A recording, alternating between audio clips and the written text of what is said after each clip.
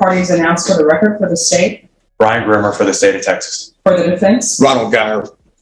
Did you understand you're charged with failure to stop and render aid, serious bodily injury? That's a third-degree felony. The range of punishment is anywhere from 2 to 10 years in prison and up to a $10,000 fine. Did you understand? Yes, Your Honor. Are you proceeding with sentencing? Yes, Judge. All right.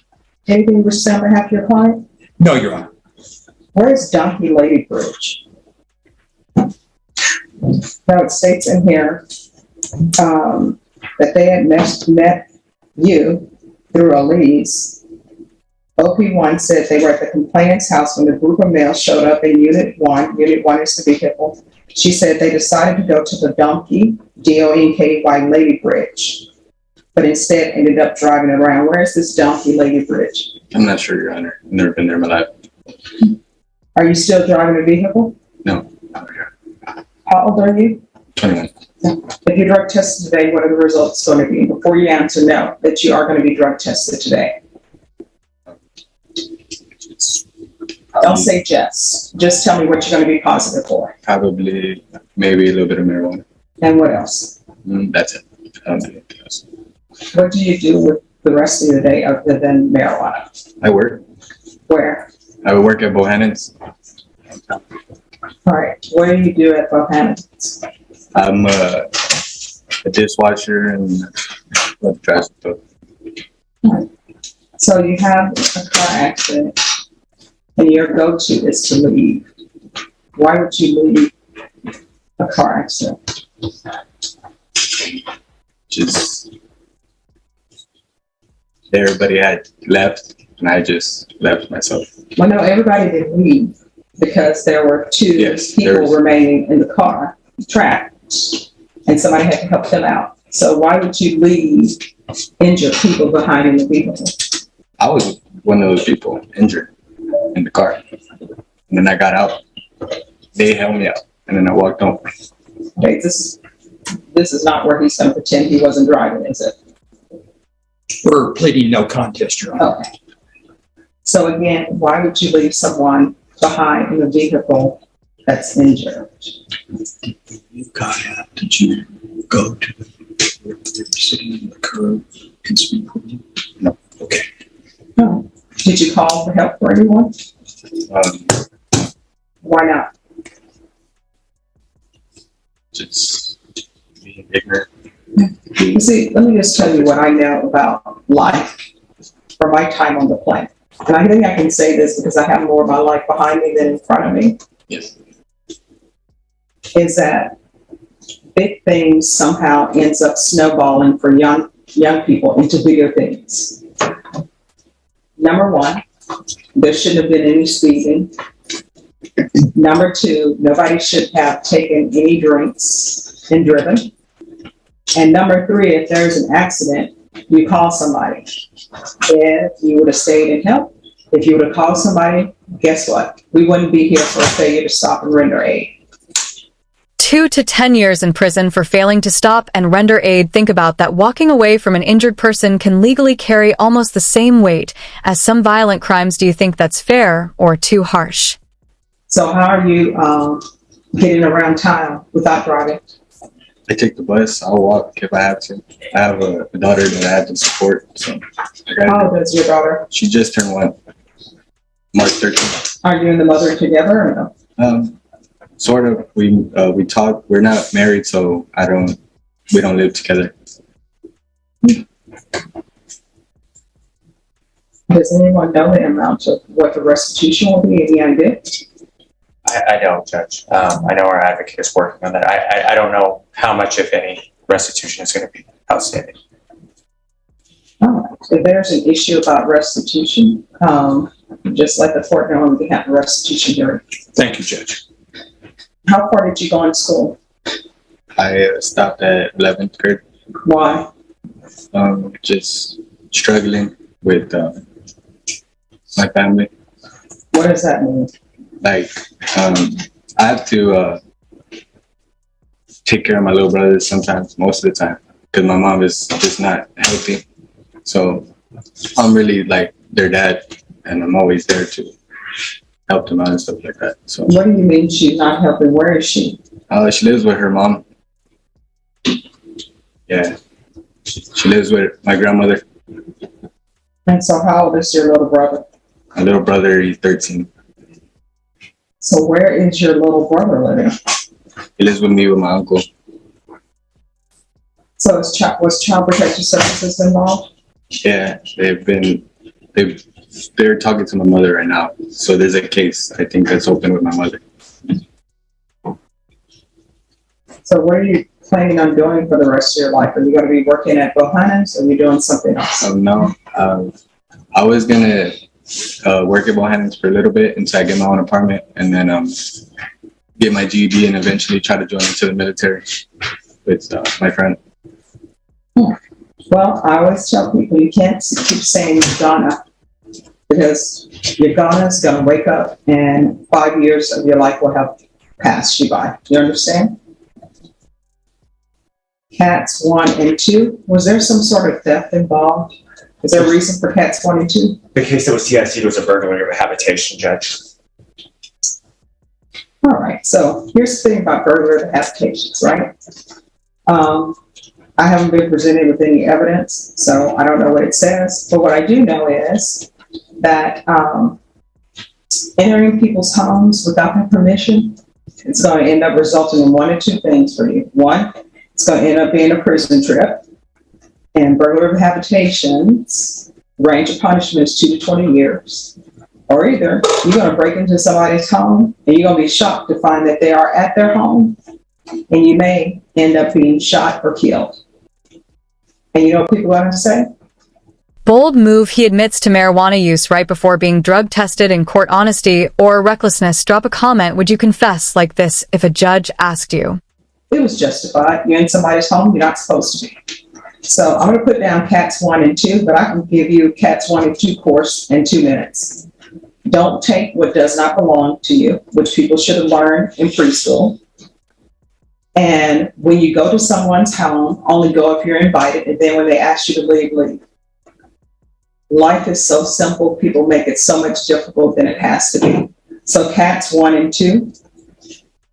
And the MRT, which is supposed to teach you right from wrong, which again, you should learn that in preschool, right? If everybody would treat others the way they would like to be treated, you would need the MRT course. So remember that as you're taking that course. I'm going to want him tested for levels. And those levels need to start going down. Do you understand? Yes, Your Honor. Okay. There should be regular Zoom recording. Mr. Madrone can hear you. Mr. Madrone, Ms. Pettis has some words to say to you. I require that everyone treat everyone with respect, so just listen and internalize what he's saying. You may proceed.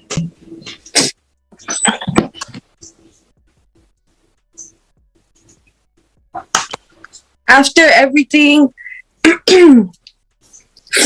I don't think that you should be in prison or, but I did suffer injuries that are like for a lifetime. And I just want you to understand that because I did go through all of that, you do deserve to go through some kind of consequence. Did I cut off? Yes, you did.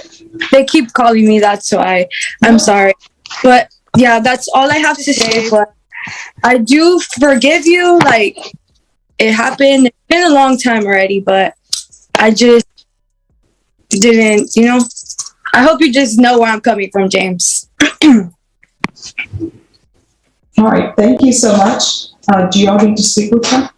I don't believe so. We have contact. We can talk to Ms. Pettis after this. Thank you, Ms. Pettis. Drone, who was placed on deferred adjudication in 2021 CR 2437 for the offense of failure to stop and render aid serious bodily injury on March 21st, 2022 for a period of 10 years. Is that you? Yes, sir. State.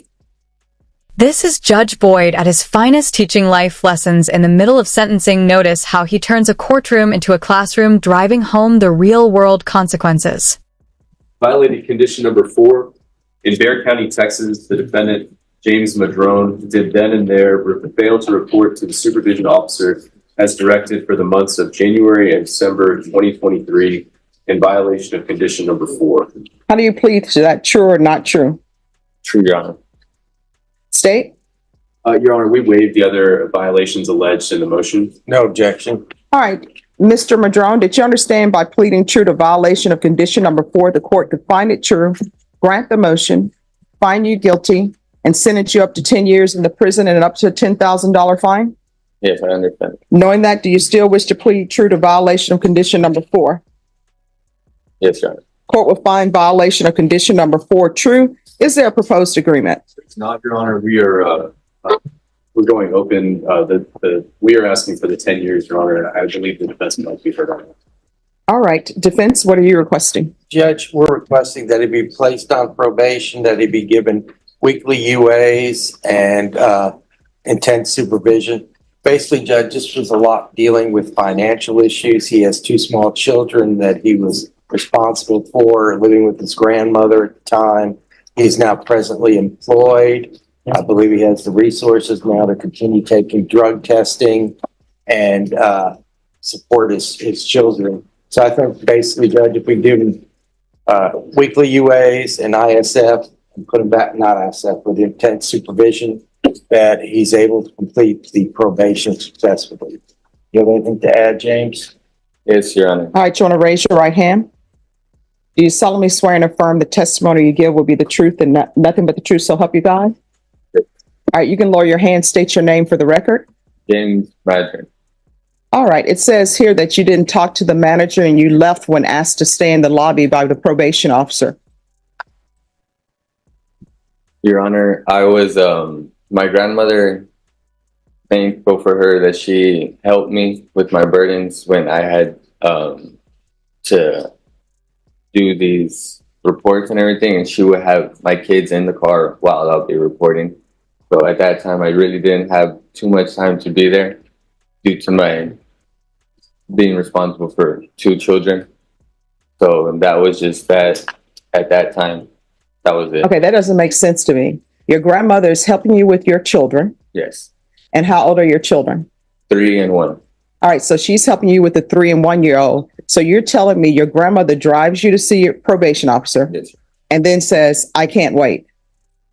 Yes, Your Honor. That doesn't make any sense to me. It's just like I had a. That's the harsh reality break into someone's home, and you might not walk out alive, and Texas homeowners have the legal right to defend themselves. The judge isn't sugarcoating it.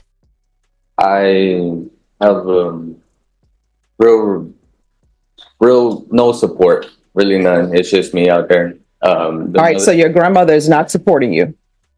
Well, in a way, she is.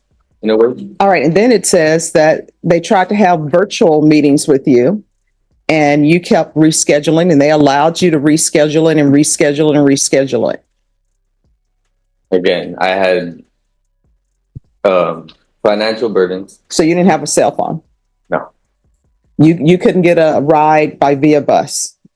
Your Honor, my grandma lived in Leon Valley and she moved over there by Lackland Air Force Base, and I did not have reliable transportation. Oh, no. I know for a fact that there's transportation by via for Lackland. Oh. And you know how I know there is that? Because one time I made a mistake and got on the looper, which I believe is the 510, and it takes you all around the city. And I was like, wow, this is where the bases are. Yes, but where I had to report was over there by 1604 in Bandera, which. Via. Yes, Your Honor. They canceled that bus route. I know it sounds like if I'm making it up or not, but yes, they did cancel that bus route for that reason. That drive was very, very extreme. Did you pick up the phone, call probation and say, hey, this is where I am? Okay. Yes, all right. Any other questions? Mr. Madrone, my name is Hank Wilkins. If I ask you anything you don't understand, just let me know and I'll try and rephrase it, okay? Do you know the last time you reported? The last time I reported was this year? Yes. It was this year?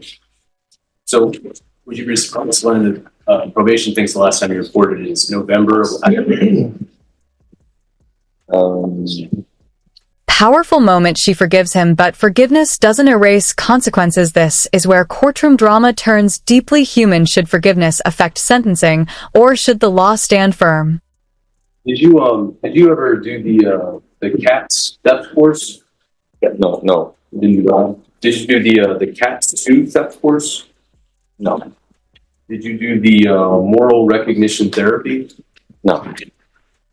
Did you do anything on probation? I had parenting classes that were available online, which I did do, and it waived over my community service.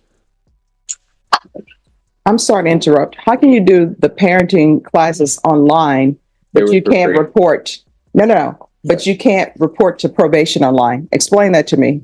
I did report to probation online every time I had a Zoom meeting. And when it was in person, it was hard for me to be able to report due to my lack of transportation. Do you remember telling probation in January of this year they're not going to do anything? No. Do you remember telling them, I know the judge will reinstate me? No. You understand that when you pled to this offense, that's a third-degree felony, right? You're looking at up to 10 years in prison. Yeah, I do understand. Yes, I understand. And you knew that, and you still didn't do these conditions of probation, right? You didn't do the moral recognition therapy? Not that. I had faced financial burdens, so I did not have support from the mother of my children. She was attending school at the time. But now I have a reliable job. I have the means to prove to the court that I could be responsible in finishing my term. Seems like the easiest thing to do would be to report, though. You didn't report it all this year, right? No, because she said that she was going to file a motion to revoke, and I had said that, okay, that we have to do what we have to do. That's simple. That's what I had said in that response. I'll pass the lead, John. Nothing further, Your Honor. All right. Probation. Was there any restitution for Elise Perez and Kimberly Soto?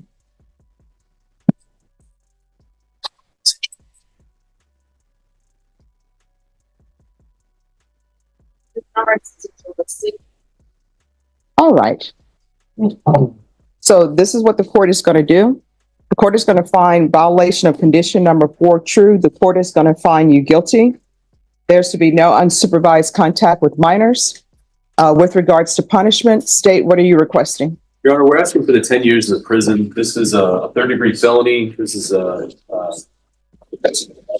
SBI, Your Honor. Some other cases were taken into consideration in consideration of this plea. The defendant had opportunities in the division. He didn't do much of anything on probation. I was trying to get some more information today. None of the answers are very satisfying. So we're asking for 10 years in the prison. Defense, what are you requesting? Judge, I asked that he be sent, continued on probation and sent to ISF for a period of time to get his thoughts together. Right now, be able to get out on the street and be a productive member of society and also a father for his 2 children. All right. Oh, yes. You wanted to add something? May I address the question? Sure. Yes, I would like to say that I would like to suggest no tolerant probation, where I may be supervising weekly UAs. I do not use drugs, and or an outpatient program, intense outpatient program that I can prove to the court where I can be responsible in completing my probation successfully. Okay. All right. That's what the court is going to do. As previously stated, the court is finding violation of condition number 4 true. The court is going to find you guilty. The court will sentence you up to 8 years in the prison.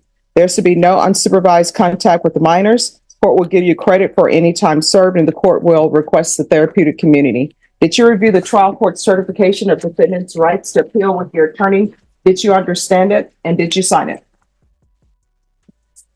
Yes. All right. You do have a limited right to appeal, and that right to appeal is as it relates to the allegations in the motion, not the fact that you were on deferred adjudication. Do you understand? All right. Good luck to you. We can go off the record. Here's the thing. I can't force them to place you in the therapeutic community. You'll have to request that. And then it's completely up to them whether or not they place you in the therapeutic community. Your Honor. What was the consequence again? Oh, you're going to prison for 8 years. I'm going to prison for 8 years, Yes. and that's the done deal. Yes. Okay. All right. Good luck to you. Okay. Here's the pattern excuses. Piling up conditions, ignored probation isn't just about freedom. It's a test of responsibility. Fail the test, and prison becomes the backup plan.